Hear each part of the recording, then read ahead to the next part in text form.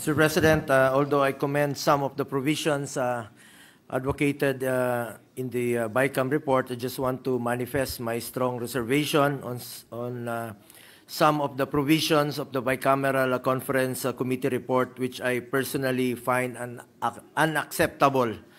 I did not also sign the BICAM report because details of the reconciled budget were not available earlier. This is also in line in support of the manifestation of Senator De La Rosa during the opening of the BICAM to give the members time to review prior to signing. Bakit po ako pipirma sa isang dokumento na hindi ko naman po alam ang detalye? First, I am saddened by the zero budget given to PhilHealth. As chairman of the Committee on Health, advocacy ko po ang health. Dapat po ang pondo ng PhilHealth ay para sa health. Kaya nga po, PhilHealth. Lessons learned dapat tayo sa pandemya. We should invest more in health. Katumbas po yan ang buhay ng bawat Pilipino. Kaya dapat bigyan po natin ng priority ang health. While we acknowledge that PhilHealth has still billions in reserve funds. Sabi nila 500 billion as discovered and discussed in 5 hearings conducted by the Committee on Health.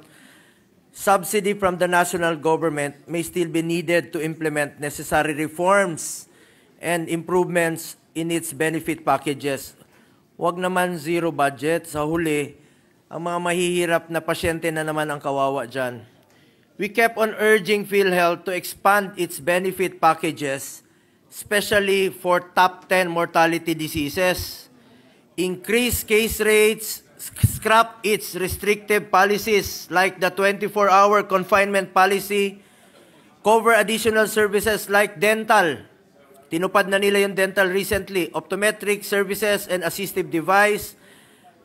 Paano po magbe-benefit ang mga pasyente kung zero ang budget ng PhilHealth?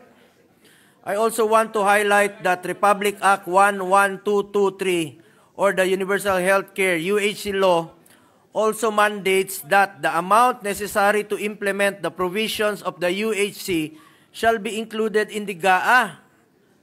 Ito po yung nakolekta noong 2023. Dapat po nakalaan po ito para sa 2025 and shall be appropriated under the DOH and the national government subsidy to PhilHealth. May pinanggalingan na po yan tulad ng sin tax collections na dapat ay para sa implementation po ng UHC. Nasa batas po yan. May earmarking po yan under Republic Act 11346 at Republic Act 11467 or the sin tax law. There is also a provision in the UHC Act that premium subsidy for indirect contributors shall be included annually in the General Appropriations Act. Bigyan sana natin ng maayos at sapat na budget ang PhilHealth at hikayatin ang PhilHealth na i-maximize ang paggamit ng kanilang pondo para sa kanilang mga health-related programs and services. At dapat sana kung ano ang budget na nawala sa PhilHealth, dapat sana ay mapunta sana sa health. Ang budget ng health dapat para sa health. Hindi ko alam kung saan napunta ang 74 billion na dapat sana para sa PhilHealth at para sa health. Kung may tinanggal na budget sa PhilHealth, dapat kulang. Kung may tinanggal na budget sa PhilHealth dahil kulang ang benepisyo na binibigay nito, dapat sa health programs din po ilagay ito. Dapat hindi po sa iba.